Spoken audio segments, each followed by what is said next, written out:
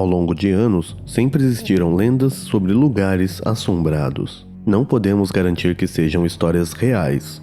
Cabe a você acreditar ou não.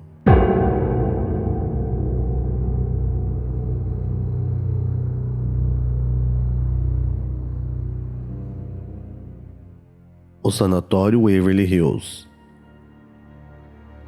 Em 1900, um surto de tuberculose atingiu a cidade de Louisville, no estado americano do Kentucky. Em 1910, foi construído um hospital com capacidade de 40 leitos para tratamento dos casos iniciais.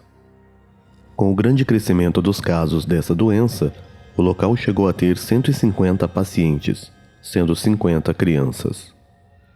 Devido à superlotação, as autoridades decidiram que seria necessário um local maior. Em 1926, com 5 andares e capacidade para pelo menos 400 leitos, no alto de uma colina, foi inaugurado o Sanatório Waverly Hills. Sendo difícil o acesso até o alto da colina onde o prédio foi estabelecido, foi feito um túnel da base até a entrada do sanatório. Por ali, os médicos e outros funcionários poderiam acessar o prédio, sem ter que dar a volta pela perigosa colina. Por esse túnel, também passavam os suprimentos para a manutenção dos pacientes. Nesta época, os remédios contra a tuberculose eram ineficientes, e no auge da epidemia, assim como muitos pacientes chegavam, muitos pacientes morriam. O túnel também era usado para escoar os cadáveres dos pacientes mortos.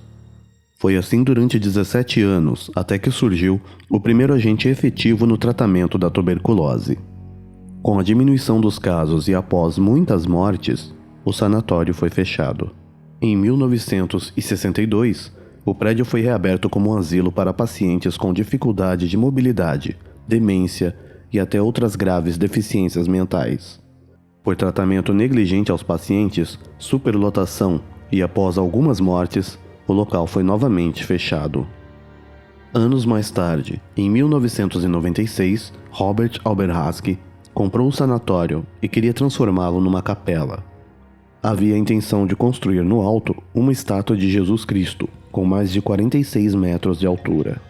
Porém, o plano não deu certo por falta de dinheiro. Durante todo esse período, muitas pessoas relataram ter visto vultos, fantasmas, ouviram barulhos, coisas sendo derrubadas, passos e outras coisas sem explicação, como se o local fosse assombrado pelos pacientes. Conheça alguns casos. Elizabeth Batcher e Jane Ann Hurley. Quando Elizabeth morreu, Jane dizia que sempre a viu como fantasma passeando pelos corredores durante a noite. Após a morte de Jane, outras pacientes dizem ter visto as duas passeando pelo corredor do quarto 418. O fantasma do pequeno Timmy. Timmy era uma criança que morreu ali aos 10 anos de idade. Ele sempre costumava brincar com as bolinhas que ficavam na área infantil do sanatório. Após a sua morte, algumas enfermeiras e demais crianças viam as bolas se moverem como se alguém as empurrasse. Segundo eles, seria o fantasma do garoto. Joseph Cottons. Joseph era um médico que tentou uma forma alternativa de diminuir o sofrimento das vítimas de tuberculose. Devido ao inchaço dos pulmões, as vítimas sofriam com dores constantes. Joseph então acedava e serrava as costelas dos pacientes. Obviamente, muitos morriam na cirurgia. Após a morte do médico, alguns relatam que viram um vulto de jaleco branco, que escurecia toda a sala aos poucos. Derrubava equipamentos médicos e jogava bisturis. Seu fantasma se manifestava também batendo nas paredes. Mary Hillenberg.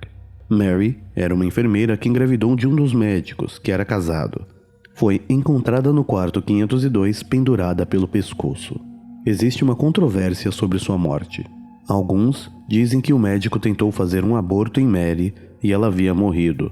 Tentando escapar do crime, ele forjou uma cena de suicídio. Desde então, dizem que seu espírito vaga pelos corredores do prédio, tentando contar a verdadeira causa de sua morte. Desde 2001, o prédio vem sendo restaurado e é aberto à visitação mediante pagamento de $22 pela permanência de 1 hora no local. Ou ainda é possível passar uma noite por lá, mediante pagamento de $100. E você, já teve uma experiência parecida? Não podemos garantir que esses relatos sejam reais. Cabe a você acreditar ou não.